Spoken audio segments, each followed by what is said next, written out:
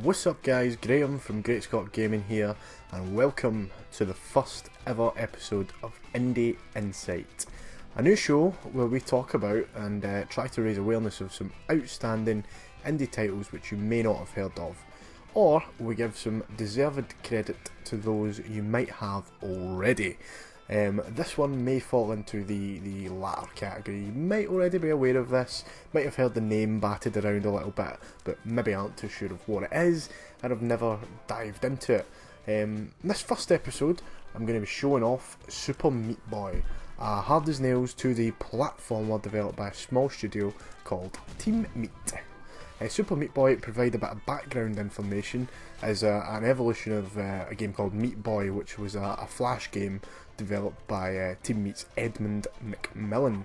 So Super Meat Boy, they've made the jump over to consoles and PC. Before we get into it, first thing I want to show off is the awesome soundtrack that this game has, the awesome original soundtrack I might add, that constantly plays through the background whilst you're jumping about, platforming, being slaughtered multiple times over and over again. So before we get in it, let's have a little listen.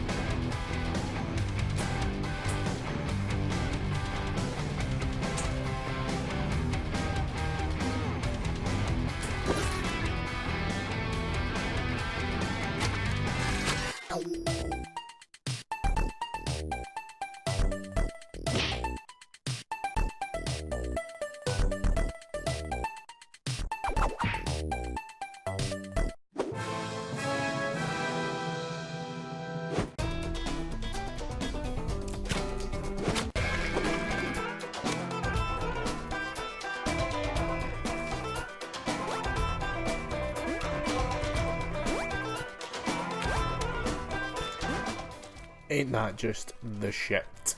Lovely mix of metal and sort of traditional arcade music and a couple of different styles in there, especially the metal.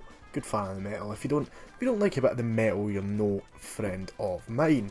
So this awesome standard is continuous throughout the game and really goes a long way, goes that extra mile to making your experience, or at least my experience anyway, a lot more enjoyable. In Super Meat Boy, your goal is essentially simple, as you've probably seen from the opening cinematic that I just showed off. I wanted to show that in particular because I think it's quite hilarious, but you play as the title character, who is essentially a piece of sentient meat and has to have to navigate a plethora of treacherous levels in order to save your girlfriend, who's called Bandage Girl, obviously. And she, unfortunately, sad face, has been kidnapped by the evil Dr. Fetus, who I don't really know if he has a backstory or not, but I just love the name Dr. Fetus. Now, this may all sound pretty crazy, but Dr. Fetus is jealous of Meat Boy, and indeed the player, because everybody loves Meat Boy, and you as a gamer have lots of friends, but Dr. Fetus, he has no friends. Frowny face. So when you think about it, the premise actually makes perfect sense, obviously. I mentioned before that Super Meat Boy is a hard as nails traditional platformer. This is true, and I'll admit this was a bit of a turn off for me initially. I'm 22 for a bit of inside information. And so I'm of an era where I've never, other than the Wii, I've never owned a Nintendo system. I wasn't around in the sort of NES, SNES era that was full of hardcore platformers, so it's never really a genre that I've had any great sort of experience with. So I was immediately sort of turned off to this. But when you eventually get into it, you realise that when you're going through the levels, you've got an unlimited amount of lives, and as you guys might have seen from the footage I'm showing off, although the levels are hard and require precise platforming to get through, they're quite short. So if you die, you're instantly spawned again at the start of the level, so it's not frustrating.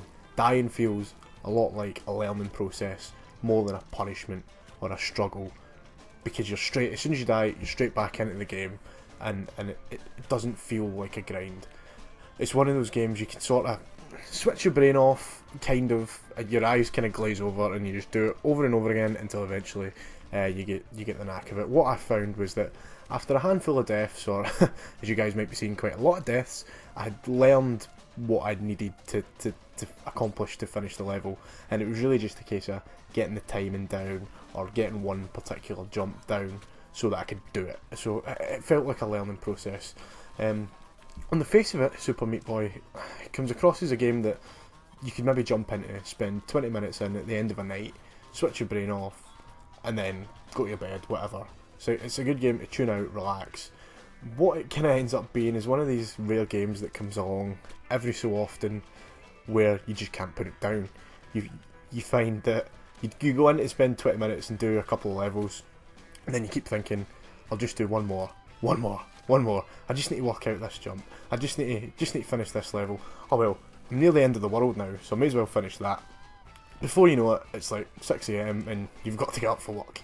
Real work, not just playing video games. I was recently listening to a podcast on IGN that I listen to quite regularly, and one of the editors on there, I think it was Jared Petty if I remember correctly, made the point that if this game had come out in 1988, we would be hailing it as one of the best games ever made, right up there with Super Mario and Mega Man, all the rest of it, and it's a point which I totally agree with.